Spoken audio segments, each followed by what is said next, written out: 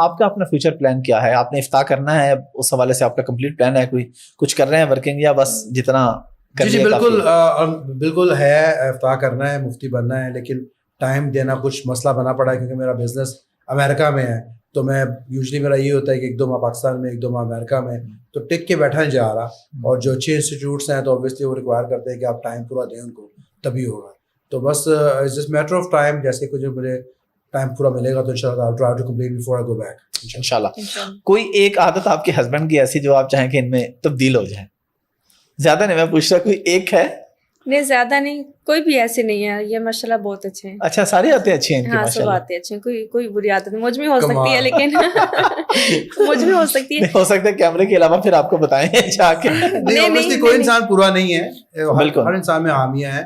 تو لیکن یہ ہے کہ میاں بیوی کا رشتہ ایسا ہے کہ آپ کو قرآن بھی کہتا ہے کہ میاں بیوی ایک دوسرے میں آپ لباس ہیں ایک دوسرے کے، تو خامیاں چھپانا ہی بنتا ہے بیسیکلی. تو ایسا تو پاسبل نہیں ہے، کوئی انسان فرشتہ نہیں ہے، مطلب خطا کار ہے، غلطیاں ہوتی ہیں. لیکن جب محبت ہوتی ہے، آپس میں کمپرومائز ہوتا ہے، تو وہ پھر اوبیسلی آپ ابزارو کر لیتے ہو ایک دوسرے کی چیزیں، بری چیزیں جو آپ برداشت کر لیتے ہو. تو پھر بندہ کہتا ہے کہ یار پورا پیکیج ہے، اگر 10 خوشیاں دے رہا ہے اور 4 چیزیں بری بھی ہیں تو let's try to ignore that. تو آئی گیس اس کا کہنے کا مطلب یہی ہے. نہیں کیونکہ شاید پھر میں یوز ٹو ہو چکی ہوں، کوئی بات مجھے بری لگتی نہیں ہے، تو اس لیے مجھے کیونکہ برا لگتا نہیں ہے. لوگ بھی بولیں گے شاید جھوٹ بول رہی کیمرے کے سامنے، تو ایسی کوئی بات نہیں جو میں چینج کرنا چاہوں. میں نماز پڑھتے ہیں. ایک بڑا امپورٹنٹ سوال تھا شروع میں کرنا چاہیے تھا، میں بھول گیا. جب آپ نے ان سے شادی کی آپ کے گھر والے مان گئے؟ مطلب انہوں نے نہیں کہا کہ پہلے اس بندے کی 3 خراب ہوئی ہیں وہ تمہیں بھی خراب ہی نہ کر دیں؟ نہیں میں نے اپنے گھر والوں کو یہ بتایا ہی نہیں تھا کہ پہلے ان کی 3 شادیاں. انہوں نے مجھے بتایا تھا، میرے گھر والوں کو نہیں. تو گھر والوں سے تو میں نے بات کرنی تھی، تو انہیں میں نے ایک کا بتایا تھا کہ ان کی ایک شادی ہے. تو 3 شادیوں کا تو اب جب سب کو پتہ چلا ہے تو ساتھ ہونے بھی چل گیا ہے. تو یہ بات ان سے چھپا کے رکھی تھی کیونکہ مجھے تھا کہ اس بات کو انہیں بتانے کا نہ تو کوئی فائدہ نہ نقصان ہے، انہیں بتانے سے بھی کیا ہو جائے گا، وہ میری شادی نہیں ہونے دیں گے. تو بہتر ہے شادی کر رہے ہیں اور اس بات کو چھپائیں اور شادی کر کے بتا دیں گے. الحمدللہ دیکھیں یہ بتا کے اب پتہ چل بھی جائے تو مائنڈ نہیں کریں گے. وہ سوچتے ہیں کہ ہماری بیٹی کا اتنا اچھا خیال کر رہا ہے اور سب چیزیں اتنے اچھے سے مینیج ہو رہی ہیں، تو اس میں کیا حرج ہے. Thank you very much for your time. آپ دونوں کا بہت شکریہ، بڑا مزہ آیا، بڑی اچھی گپ شپ رہی. لاسٹ پہ ایک میسج آپ دونوں کی طرف سے پبلک کے لیے پلیز. پہلے آپ. پبلک کے لیے میسج آئی گیس میسج یہی ہے کہ صبر جو ہے نا ہم لوگوں میں بہت کم ہوتا جا رہا ہے. اور قرآن کہتا ہے سورۃ بقرہ میں آیت 145 میں اللہ تعالیٰ کہتے ہیں کہ انسان کو اللہ تعالیٰ ضرور آزمائیں گے. آزماتے ہیں انسان کو خوف سے، بھوک سے، اور جو چیزیں آپ کو پسند ہیں ان سے. مطلب سبھی چیزیں اس میں آ جاتی ہیں کہ ہر بندہ ڈرتا ہے کسی نہ کسی چیز سے.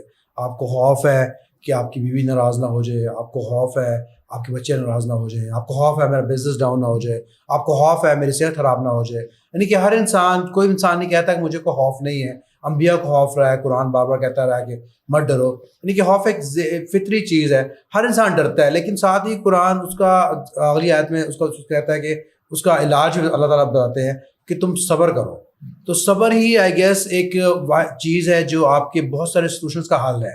اور ابھی ہم دیکھیں جو ہمارے معاملات خراب ہوتے ہیں، کوئی انسان فوراً سے امیر ہونا چاہتا ہے، کوئی انسان فوراً سے شادی کرنا چاہتا ہے، کوئی انسان فوراً سے جو کرنا چاہتا ہے.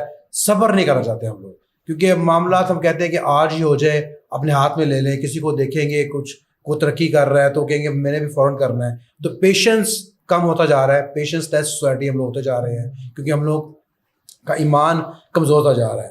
اور بات یہ کہ آپ اللہ کے جتنے قریب ہیں، آپ کا ایمان اسٹرانگ ہے تو صبر بھی بڑھتا جائے گا. تو میرا میسج یہی ہے اپنے لیے بھی اور سب کے لیے بھی کہ ہمیں صبر پہ کام کرنے کی ضرورت ہے. اگر ہم پیشنس صبر کریں گے تو اللہ ہمارے ساتھ ہے، اللہ کی مدد ضرور آئے گی. تو اللہ کرے کہ ہم لوگ ایز اے نیشن صبر کریں، اللہ پہ بھروسہ کریں اور جلد بازی نہ کریں کسی کو دیکھ کر.